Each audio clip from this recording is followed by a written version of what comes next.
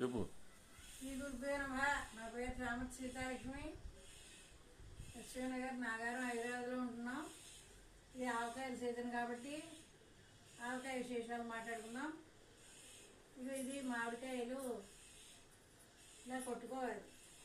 శుభ్రంగా చేసి ఆ మామిడికాయ కాయ ఫస్ట్ నీళ్ళలో వేసి శుభ్రంగా గుడ్డతో తుడిచిన తర్వాత కాయని ఇలా చెక్కల్లా చేసుకుని జీడి పొర తీసేసుకోవాలి. ఇలా జీడి తీసుకోవాలి. తీసుకున్న తర్వాత ఇలా పెట్టి ఇలా ముక్కలు కొట్టాలి.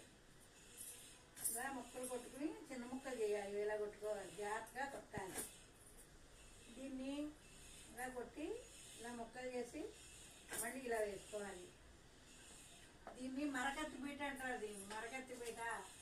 నేను వచ్చిన కొత్తలో ఇక్కడ చేయించుకున్నాను. ఇది మనకి కొట్టడం అలవాటు అవ్వాలి. చిన్నప్పటి నుంచి నేర్చుకున్న వల్ల నాకు నేనే కొట్టుకుంటాను. ఎండలో వాడి దగ్గరికి వెళ్ళి కొట్టించి తీసి చిరాకు, అందుకోసం ఇది నేనే కొట్టుకుంటాను. ఇలా తయారు చేసుకోవాలి ముక్కలు.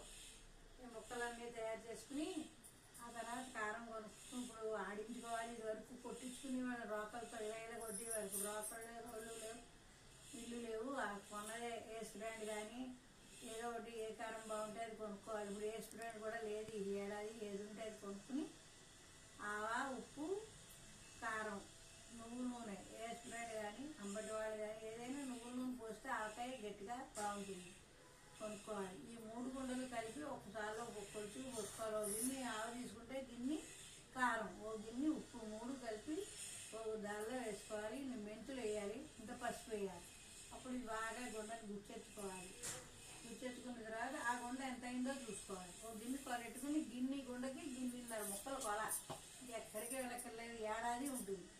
ఆ కొల ప్రకారం పోసుకోవాలి. ఒక గిన్నె ముక్కలు కారం పోసి ఇంత నూనె వేసి ఇలా కలిపి ఆ నూనెలో ఇన్ని ముక్కలు వేసి కలిపి ఒక జాడీలో తెచ్చుకోవాలి. ప్లాస్టిక్ డబ్బాలు అవి కాదు, పూర్వం జాడీలు వచ్చి ఆ జాడీలో పెడితే ఆవకాయ చాలా శ్రేష్టం. ఇది ఏడాది ఉంటుంది. చుట్టం వస్తే ఫస్ట్ మా ఇళ్ళల్లో ఆవకాయ ఏంటంటారు. మేము పెచ్చులు తింటాం కాబట్టి నేను కాస్త పెద్ద పెచ్చు కొట్టాను. మజ్జిగలో నంచుకుని తింటాం, పెరుగులో నంచుకుంటాం. ఇది ఆవకాయ కూడా మాకు తింటూ ఉండాలి, తింటాం. చేత ఈ ఆవకాయ సీజన్లో అంతా పని చేయాలి. కానీ దీన్ని మామూలు ఆవకాయ అంటారు. ఇందులోనే మళ్ళీ బెల్లం వేసిన ఆవకాయ కూడా. కానీ బెల్లం ఉంది తెస్తావా? పాత బెల్లం చూపిస్తాను. పైన షెల్ఫ్లో ఉంది చూడు, మీ నాన్ననేమో. ఆ బెల్లం ఆంధ్రాలో బాగా దొరుకుతుంది. అక్కడి నుంచి తెచ్చుకోవాలి. పాత బెల్లం అంటారు. బాలింతరాలు గట్టిగా తెచ్చి గుండలా కొట్టుకుని ఈ గుండె ఎంత ఉందో బెల్లతో అది వేసుకోవాలి. వేసి గుండా ముక్కలు కలిపి జాయిలో తెచ్చుకోవాలి. ఎత్తి అంత నూనె కూడా అందులో పోసుకోవాలి. పాత బెల్లం అయితే ఎండబెట్టక్కర్లేదు. కొత్త బెల్లం అయితే 3 ఎండలు ఎండబెట్టి నూనె కాచిపోయాలి. ఇది తీపిది. పిల్లలు అట్లోనూ దోశల్లోనూ తినచ్చు. బెల్లం చూపిస్తాను. ఇలా అయితే నేను ఇస్తాను. నిలబడరా. ఇది పాత బెల్లం అంటారు. దీన్ని మొన్న మా వాళ్ళు వస్తుంటే నేను యానం నుంచి తెప్పించాను. ఇక్కడ మనకి దొరకదు. ఇది అచ్చుల్లో ఉంటుంది.